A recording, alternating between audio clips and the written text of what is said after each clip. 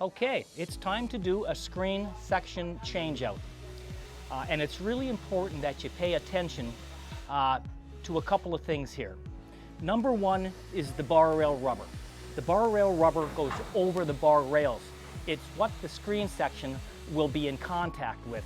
You want to make sure that it's in good shape, that there's no splits, that it's not wore out.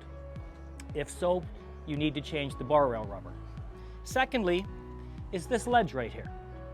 This ledge is what the hook section is going to actually sit on. You want to have it as clean as you possibly can get it before installing the new section. A lot of people just use a scraper. Thirdly is your tension rail.